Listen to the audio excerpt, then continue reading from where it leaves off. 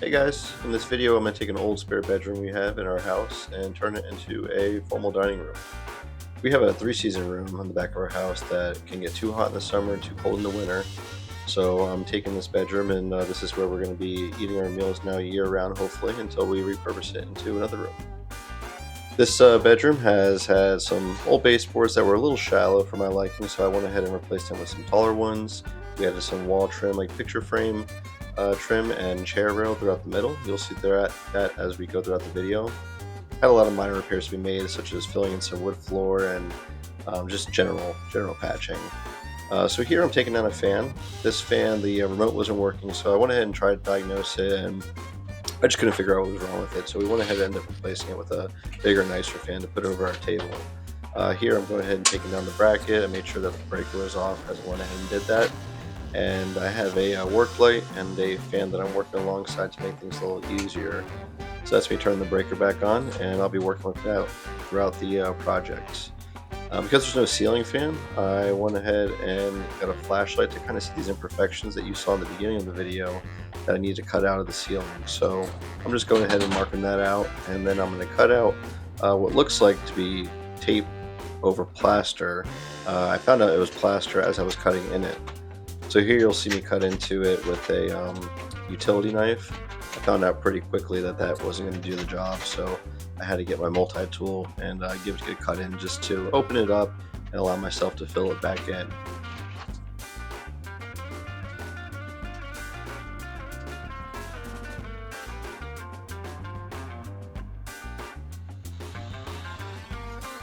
You'll see me get up and down off of this, I guess you would call it a painter's ladder or utility ladder of sorts, but I like using this for all sorts of jobs such as painting or just getting up a little higher than I need to be. It gives me a nice platform to stand on, and you can see a little shelf right there where I'm able to put my tools. Right here, what I'm doing is just scraping away, trying to get it nice and neat so that I could backfill it with Easy 45 and give it a good mudding. Reaching into this hole right here where I could kind of feel a joist. So I'm just making a mental note of that as I might secure the ceiling to it. I'm noticing that the ceiling is kind of like free floating in certain places, so it's going to need to be secured before I put any mud or patch it up so I avoid any cracking in the future. So right here, I've got my stud finder and I'm just measuring out 16 inches on center, making sure it makes sense. There's only one spot where I can reach in and actually feel it, but I'm just going ahead and verifying that. So right here you can kind of see how it's floating. So my job right here is to just make sure it's secured so that there's no movement in the future and avoid any future cracks. So once I make the repair, it should be the last and final repair.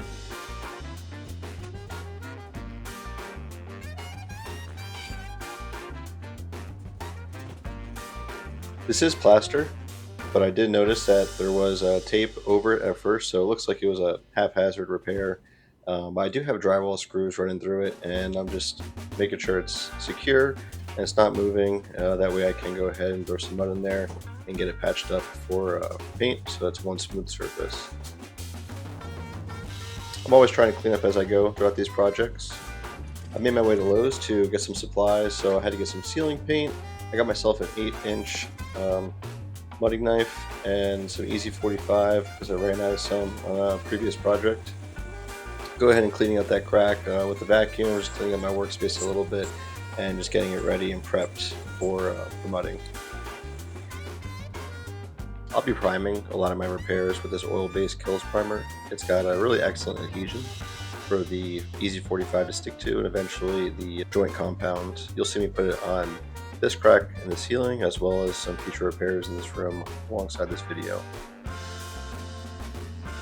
So right here, I'm going ahead and putting this oil-based primer on the ceiling. I used just a old paintbrush, and pretty quickly I found it was dripping all over me, and it was a pretty frustrating experience. So I went ahead and grabbed my 4-inch roller to get in those cracks a little bit better and just get into harder to reach spots. It also allows me to roll some of the paint chips off in the ceiling behind me where you see it's green. That's quite a big section where as I was scraping I was able to chip away. So I'm going to go ahead and use this oil-based primer, and hopefully it will feather it a little bit so that it's not so noticeable, and I'm also going to go ahead and mud over it so it's a smooth surface at the end.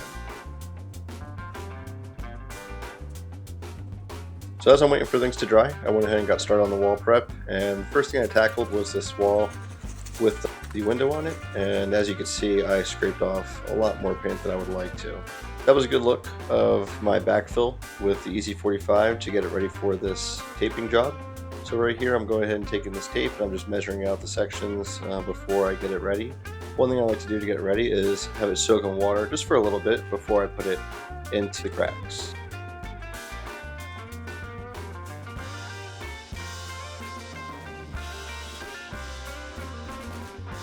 So I'll let it sit in just a regular cup of water, and I'll squeegee it out with my fingers just by running it through it, and then I'm going to apply it to the ceiling. So first thing I'm going to do is just put a little joint compound behind it so I can squeeze it out, make sure there's no bubbles. So that's what I'm doing right here. And then you'll see me lay the tape over it, and I'm just going to run my taping knife over it and ensure a smooth surface at the end. It's important when you're doing this not to leave so much joint compounds on there, as it'll just take a lot more to sand. You want to take this thing in layers.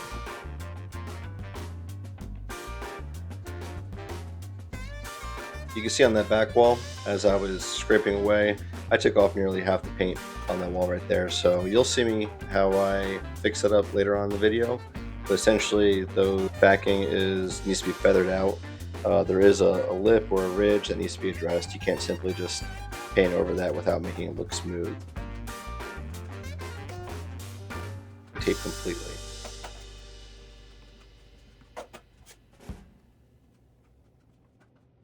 So I'm just taking my time on this first layer of mudding. I'm making sure that I'm not leaving too much excess, and the tape is going to cover that crack properly. Here's a good look of when I'm done. So I have 3 cracks going in that ceiling, and they're all addressed right here. And I'm also feathering where the paint was chipped away a little bit.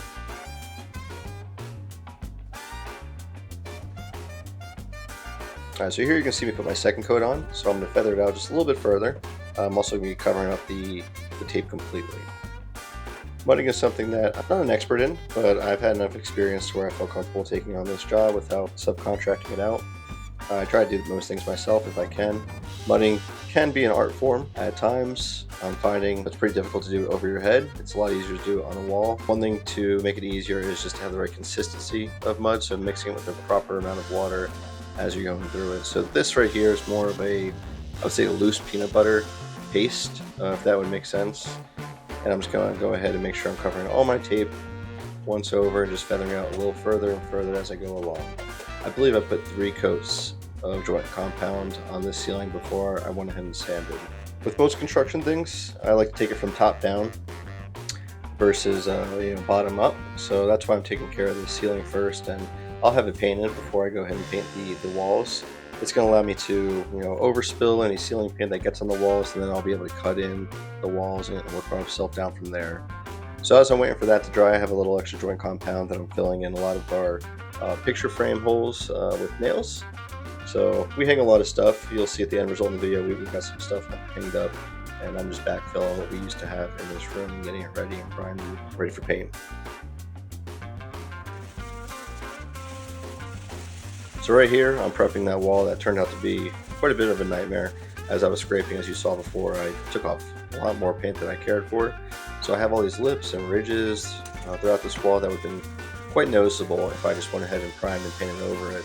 So what I'm doing right here is sanding it really well, and then I'm going to feather it in. So just taking one thing at a time, I'm going ahead and getting the baseboards off. I placed an order for my basement that I'm hoping to do over this summer, so I have a lot of extra baseboard I didn't have to pick up in my car. So I took a delivery. I have a lot in my driveway right now, so I used that first, and you'll see me use that baseboard throughout this video. This vent too is something to take note of. I didn't get a vent that popped out a little bit to make it a little more flush with the baseboard. That one's kind of sunken in. I think it makes it look a little sloppy, so I went ahead and addressed that as I was redoing this room as well. So it's important that you take a utility knife to score the baseboard before you remove it. Otherwise you will take off some of that paint and you might end up with a situation like that back wall.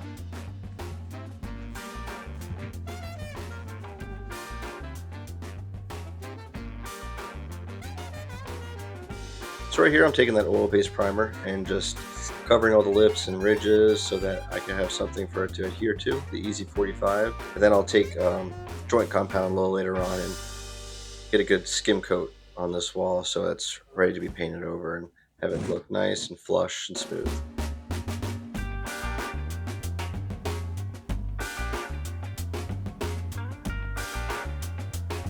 One thing about oil-based primer is that it's not water-based or like a latex paint.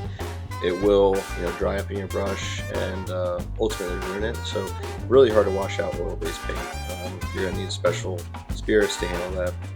So right here, what I'm doing is feathering out those lips and ridges that were caused from me scraping away at that paint. And I'm just handling kind of the edges of it right now. And then I'll take joint compound and go ahead and really skim coat it later on so it looks a lot more uniform throughout. It takes quite a bit of sanding to make this wall pretty smooth, so you'll see a little bit about that steps in the near future.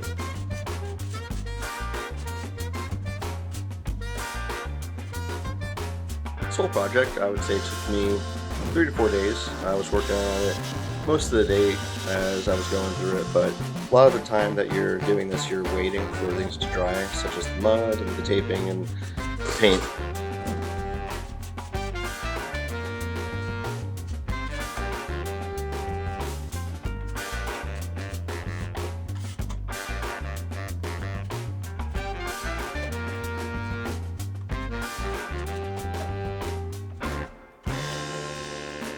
So this is the beginning stages of me sanding the ceiling before I could get it ready to be primed. I was using a hand sander and that only got me so far before I brought out this 220 grit palm sander. I did notice that I probably applied a little too much mud than I should have, so it took a little bit of sanding to get it down to where I needed to be. After I put the primer on, I did notice some more ridges, so I did go ahead and resanded it some more and re-primed it before I ultimately painted the ceiling. So I have this nice 9-inch radial sander. This helps me on walls and on ceilings, just in hard to reach places where it might be a little taller for me to reach with the sander, so I don't need to step up on that platform ladder and I can cover more surface area as I'm going on. Right here I'm using my palm sander again. It does get a little dusty in here, so that's why I have a fan pointing out the window. As you can see back there, I do have my chicken coop. You'll be able to see some chickens running around there. Right here I'm taking some PVC primer and just priming over where I'm putting that joint compound to make it ready to be actually painted on with my ceiling paint. It's important to take the right steps in paint and make sure you're priming before you do put whatever ultimate paint that you're going to use. That way it just adheres better and it looks like a good finished product when you're done. So never skip out on the priming section of the project.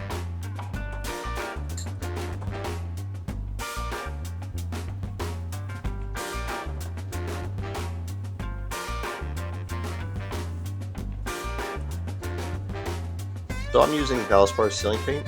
What I like about this one is it's color changing, so it actually goes on purple and ends up drying a nice flat white. So you'll be able to see when it's ultimately dry. I believe these dry in 30 to 60 minutes, but you should wait a couple hours to 4 hours to recoat it. So I made sure I went ahead and did that just so I didn't leave any imperfections as I was going along here. You'll see me use this 18-inch roller. I'm a big fan of it.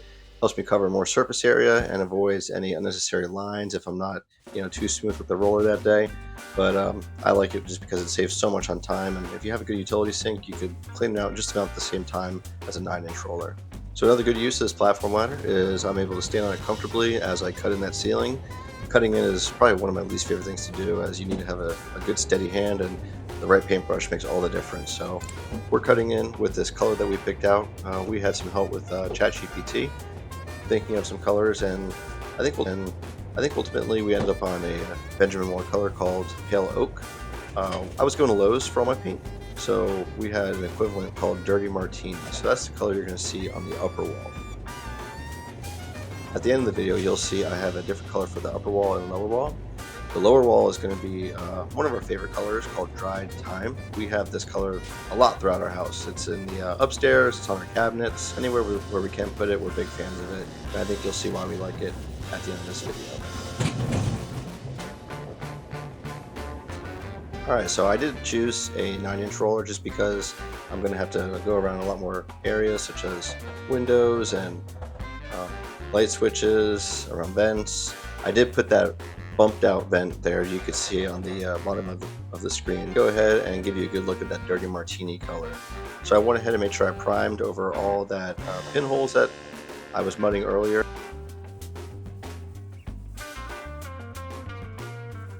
Sometimes you'll get a little residue on the wall, so you'll see me picking away at that, making sure that it's nice and uniform. As I'm painting, I'm making sure that I'm just going up and down in one smooth roll, and then I'm going to just reload the paintbrush and do it again. As I said, the bottom half of this wall is ultimately going to be a different color, so I'm just making a mental note of where halfway through the wall is and just going just shy of that or just over that so that I'm covering it. Once I put my chair rail on in the middle, it should bleed below that, and then I won't have to worry about painting above that again. You will have to do some touch-ups at the end, but this is me going around all the other walls here and getting a good first coat on. So ultimately, I did put 2 coats on, each the top and the bottom, and the ceiling I also put 2 coats on that as well. If you see in the corner, I used a 4-inch roller on that to get in the corners and just allowed me to bump out. That way I could avoid any paintbrush marks as I'm rolling.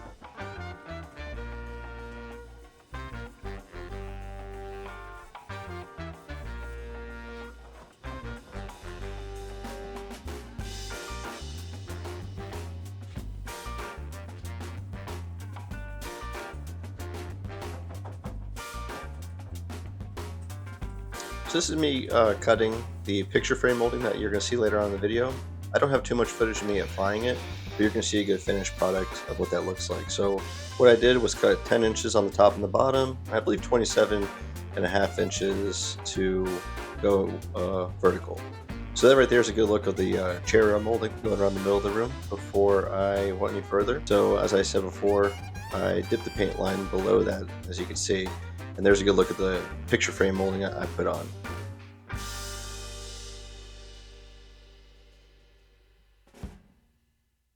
So right now I'm going ahead and cutting in with that dry time color. Like I said, we're big fans of that. I've always been a fan of this paintbrush I'm holding. It's got that short handle. I think it just feels a little bit better in my hand. And what I'm using to, hold the paint is also enough for a 4-inch roller to roll out. So I'm making good use of that in this project right here. You'll see me roll the whole bottom half with that 4-inch roller just to get around all those nooks and crannies of that picture frame molding. One important step to do before you do the paint is any wood filling, any caulking, and that turned out to be one of the most time-consuming parts of this project, as you have just a lot more trim to go around with this picture frame molding. You can see I also put down the baseboard and the shoe as well. One of the issues that we had in this room was that the hardwood, whenever they installed it, probably in the 50s, didn't come so far out, so you need to have really wide baseboards. So that's why I have that shoe molding on the bottom there to cover any gaps. So right here, I'm just cutting in on that picture frame molding, and then you'll see me kind of roll out all the spaces in between.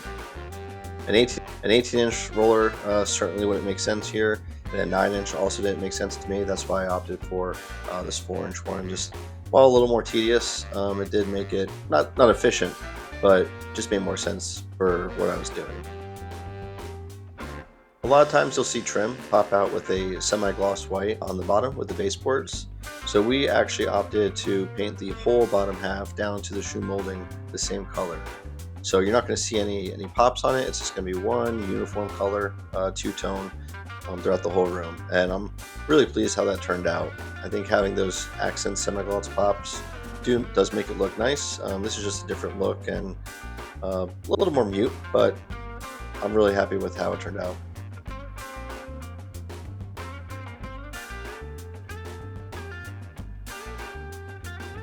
We also painted the closet door right here and the back of the door into the hallway, the dirty martini color as well.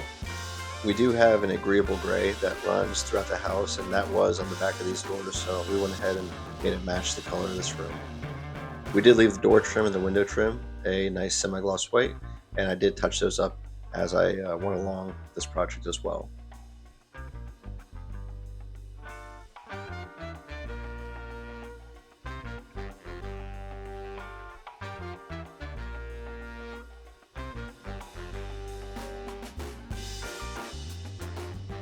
This is a good picture or video of the before. As I'm scanning the room, just take note of the lack of trim, and then right here you're going to see kind of a good finished product without the furniture in it. And then ultimately, we decorated it, we put our dining room table in there, we put a new ceiling fan, hung some pictures and decor up, and this is what the final product looked like. I'm really happy how it turned out. I really appreciate you watching, and if you could, like and subscribe, and I'll be back for more. Thanks.